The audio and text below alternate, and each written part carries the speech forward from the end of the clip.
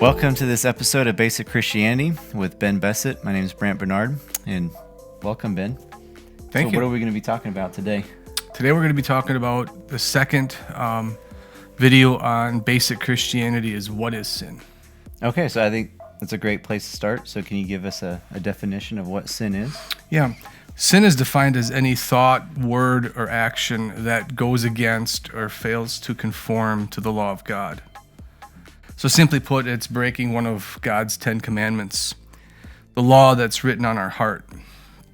The understanding of God's requirement that we have since we're created in His image. He created us with the understanding, He's given us a conscience. We understand at a very basic level what right and wrong is. So anything that doesn't conform to God's law or anything that goes against God's law would be considered sin. So when God says A, we want to do B. Or if God says B, we do A.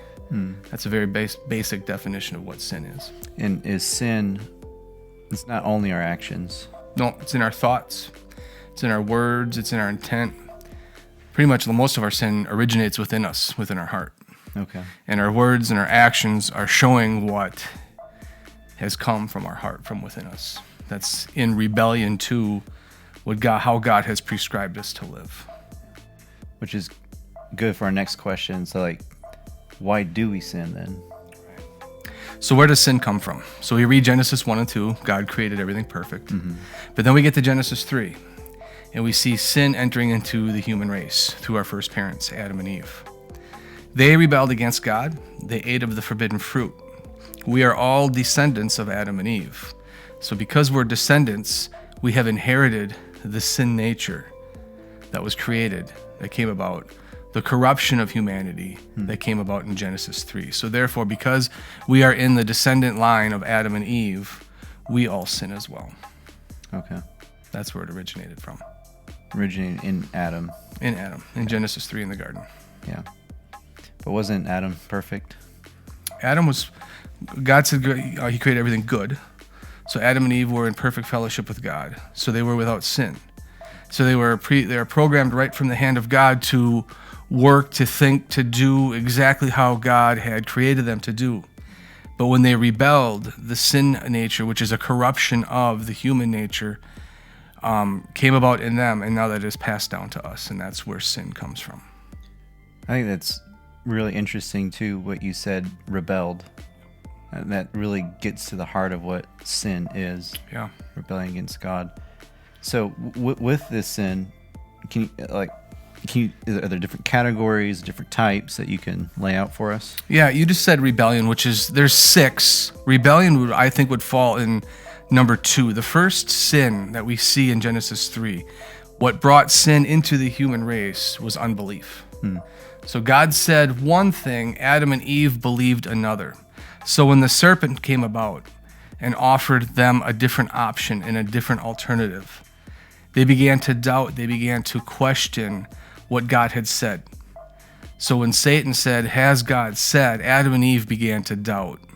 And in that doubt came unbelief. And through unbelief, really sin came into the human race. It was unbelief, questioning what God had said. So from unbelief then came the rebellion, because from that unbelief, they thought about it. Now rebellion started to grow in their hearts. They wanted to do things their own way. They didn't believe that what God had said was best for them. They believed the lie of the serpent. And in believing that lie, they chose to rebel against God because Satan offered them something. He said, "You can be like God." So if they can be like God, in their minds, why stay the way they are if there's something better? So they were deceived, so they believed the lie of the serpent. They rebelled against God. And now the third one, which is pride. Pride came in their hearts. So what we see here is what pride is, it's setting aside God from the center. It's taking God out of the center, and it's putting ourselves in the place of God. And that's what they did. Pride entered into their hearts.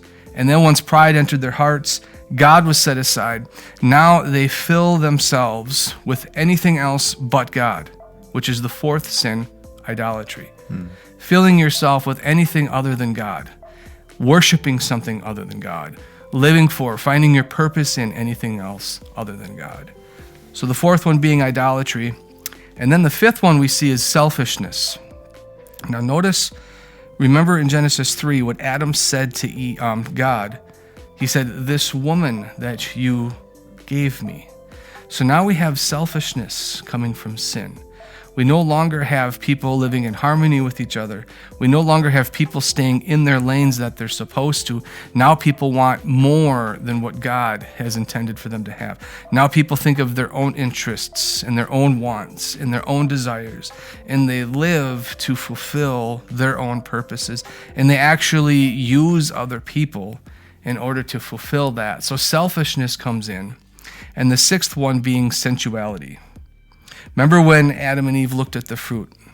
It said that the tree was good, it was delightful, and it was able to give wisdom.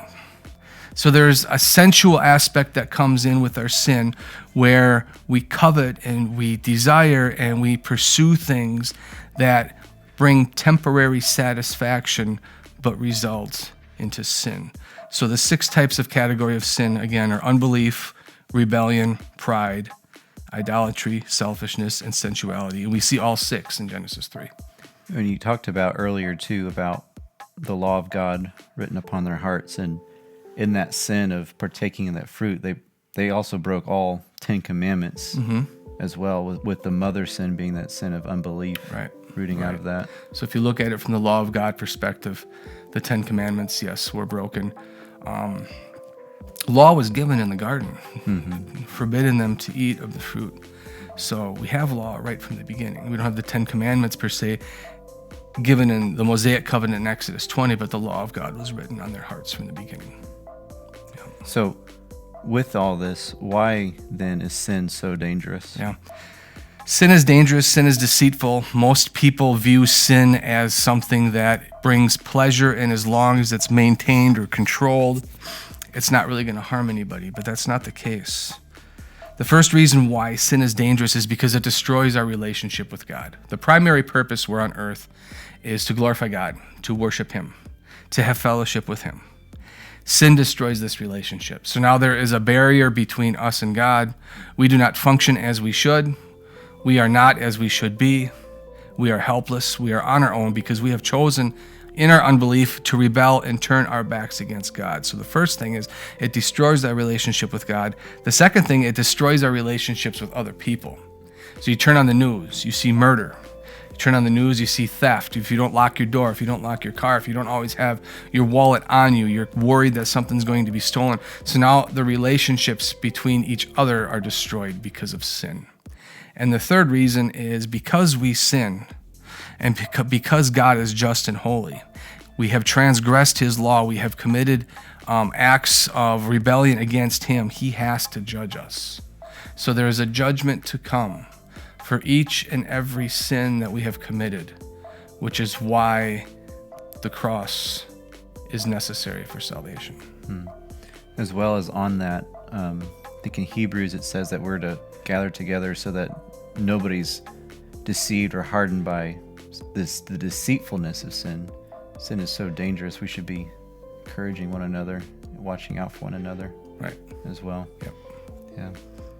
All right. Well, thank you, Ben, for this time on Basic Christianity, and thank you for joining us on this episode of Basic Christianity. Until next time, Lord bless you.